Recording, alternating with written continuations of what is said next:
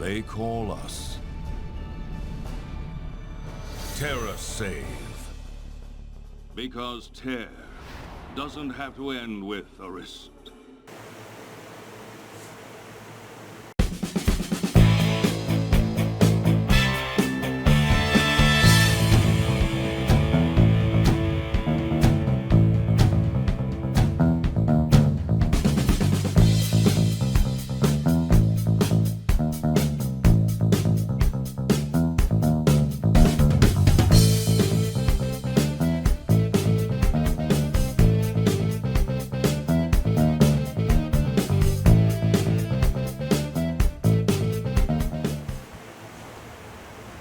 Hello and welcome to this special Halloween episode edition of the Super Awesome Game Review Show.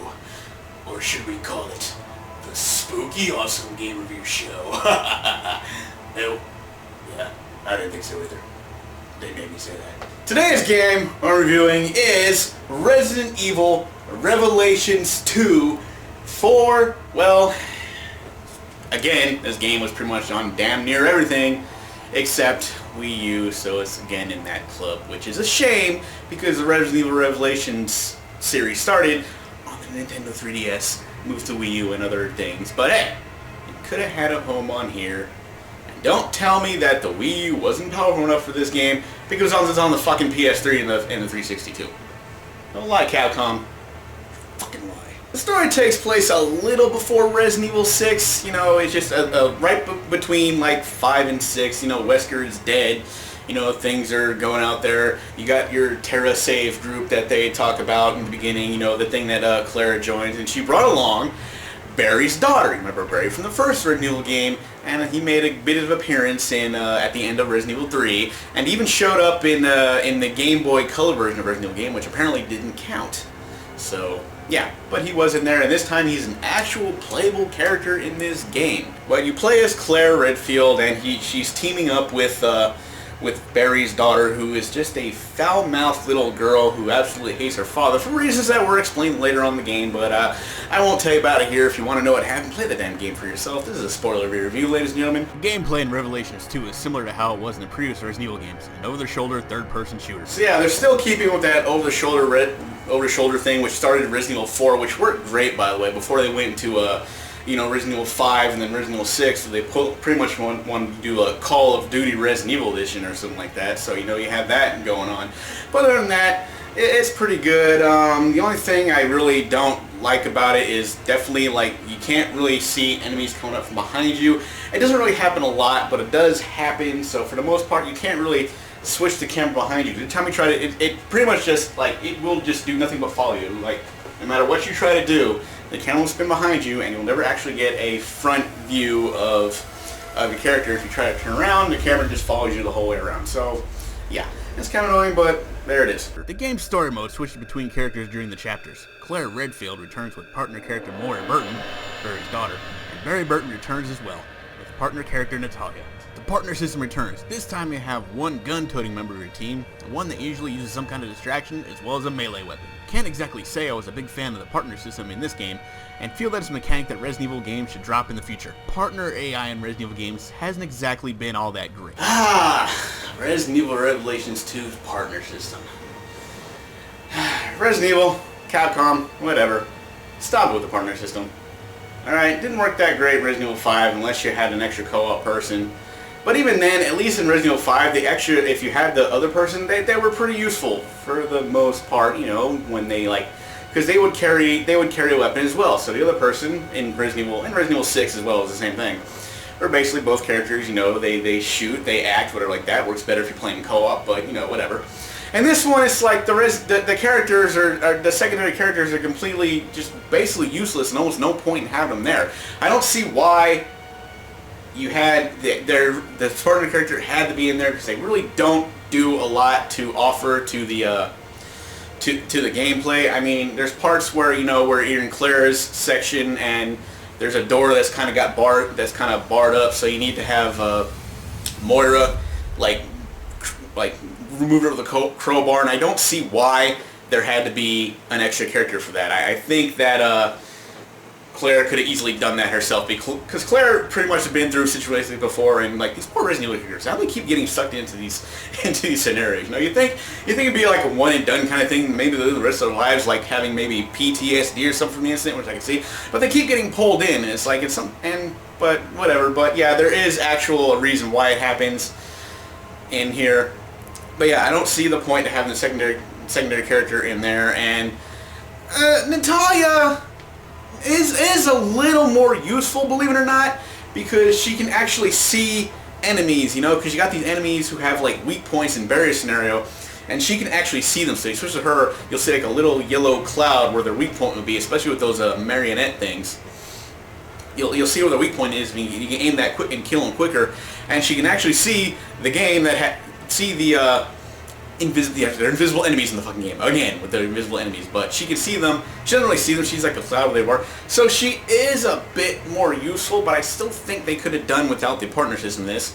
Just, you know, leave out the invisible enemies. I mean, it's not that hard. I have to give credit to this game, though. It sure did up the creepy factor in this game, especially with these bastards. Revelations 2 might not have the most varied enemy types in the series. The ones they do gave me that slightly apprehensive feeling. Yeah, the enemies can be, a dick. All of them, you know. Claire, she's got the crazy guys, or like these crazy zombie things that try to either bite you or hit you with weapons. They run after you. When you get to barrier scenario, they're the ones that you didn't exactly kill or whatever, or they turn into the actual zombies that you see in Resident Evil, the traditional Resident Evil zombies, except they actually like swing at you, and they do run every once in a while, but they're more of the zombie type, unlike in Claire's scenario. And Barry has like these different enemies called the marionettes, were just I fucking hated those things. They were just, I hated them. It's like it's a pain in the ass. Resident Evil Revelations 2 is definitely a return to form as far as Resident Evil games go. I really do hope that they take the features of this game and bring them to the future installments of the series. I believe this game is actually worth checking out. So yeah, it's not terrible. It definitely seems like a return to form as far as Resident Evil games go.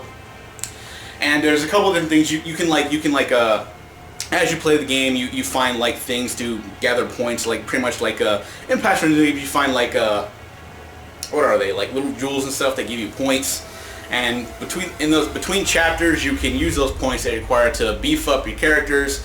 You know, maybe they reload faster, or when you're the partner character, the other character will actually shoot, because they don't really do that unless you unlock that, and it makes the weapons weaker when they're shooting, but at least, you know, they're doing something, and they're like more defending themselves, unlike if you have it like normal, so, and stuff like that. So it's pretty good. You can upgrade your weapons. You find like toolkits or whatever throughout the game, and you can find these workbenches where you can upgrade your weapons where they shoot more, they hold more ammo, they shoot like 2-3 bullets at a time, or you can reload them faster. So there's a lot of different things in this game. A lot of stuff they did bring over from other games that worked pretty well, and I did like the fact that that this seemed more Resident Evil-ish than like the previous game, at least Resident Evil 6. You know, I think after the bad taste that Resident Evil 6 left in my mouth, I think this game was kind of like a step back in the right direction, kind of that mix between 4 and 5, which 5 I didn't think was that bad. I know a lot of people hated 5, but I didn't think it was as bad as Resident Evil 6, which was just, I hate to say it, I just thought Resident Evil 6 got awful. So I'm hoping they incorporate some of these things from Resident Evil Revelations 2 and maybe put them into Resident Evil like 7 or whatever, because, you know, they're definitely working on that. We all know what's happening. So we'll see how that goes. And I mentioned this game was actually originally like, it was, you download by chapters, like there's like 4 chapters, and you know, I think they came out with a new one every week, but I said fuck that, I'll wait for it to come out on physical disc, which I did. I happen to be playing the Xbox One version, which I got a question about something, and I want to, like, for those of you who play the game, did it seem to me that there was more graphical power put into Claire's sections than Barry's section? Anybody get that? Was anybody like confused by that? Because I remember, like, I'm playing as Claire, and like the CG cutscenes and everything, they seemed better and more polished than when you're playing as Barry's in Barry's scenarios, because he seemed kind of like they like downgraded the graphics a bit. I don't know if that's just me. Maybe I'm seeing things. I don't think that was exclusive to like the Xbox One version, but it's the one we're going to play, and I haven't played any other ones. So I'm wondering about that, because I felt that, strangely enough, that the Claire sections of the game, graphically, were a bit more polished than they were in Barry's sections, where they looked a little more last gen. You know what I'm saying? In Barry's scenario than they did in Claire's scenario. Claire's scenarios looked more new gen than last gen, so I don't know if that was just me or anybody else felt that way.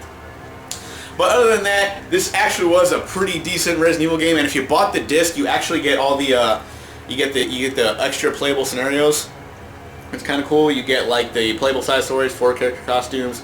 So basically, it was like all the extra DLC stuff you had to buy when you bought chapter by chapter. You pretty much got in here, and when I bought this, it was only $40. So you pretty much got the whole thing, everything that they offered for $40. It's kind of like, you know, when you wait for those Game of the Year editions, which I've been doing, which I'm going to be doing, to be honest with you. So, you know, I waited on this till it came on disc, and I bought it. And anyway, yeah, I thought it was a pretty decent game. There's a nice, decent challenge. There's only one thing that kind of bothered me is like the aiming in this game was just absolutely terrible. I don't understand why, because I had parts where, you know, the enemy was right in front of me, and I go to shoot it, and I just miss completely or whatever. It was kind of like the same thing with The Last of Us, you know, when I had enemies in front of me and I have a shotgun, and the shotgun fucking misses even though the enemy's like this far away from me. It's like, what? And come on, Barry is a fucking marksman, and Claire's been doing this shit for a long time, so their gun shooting skills should be just absolutely perfect by this point. I know they probably want to throw it in there to get a little suspense to the game, but I just feel like they made the aiming mechanics in this system a little too... They didn't make them really that well, you know? They kind of like, they're all over the place, it didn't work that well. I know they're... Don't tell me they're going for this whole realism thing because of this. No. These people were fucking marksmen, and they should have kept that thought in their heads when they made the game. But other than that, still a pretty decent game. I'm going to go ahead and give this game a B-. It definitely had a lot of that Resident Evil feel that I haven't seen in a long time. I mean, I had parts where I was legit kind of creeped out and stuff like that. And there are parts where, like, you know, I knew things were going to become, and I'm just, you know, what the hell are you going to do to me now? And stuff like that. So I had fun with this game, actually. I really had fun with this game, and when I got into the groove, I'm like, oh yeah, I remember I remember this Resident Evil game. It really did kind of bring me back into Resident Evil, because a lot of the past games, I used to be a huge fan, but I kind of dropped off because I thought things were kind of going away to what made me a fan. But this is kind of bringing me back. Now, hoping for future installments of the game, they do more than this. But again, please, like I said, drop the partner system, get rid of that thing. So anyway, this has been another episode of the Super Awesome Game Review, or the Spooky Awesome Game Review Show. You're still not gonna let me do that, are you? No, whatever. It's my show. I will do what I want, and I will see you guys next time. Oh, shut up.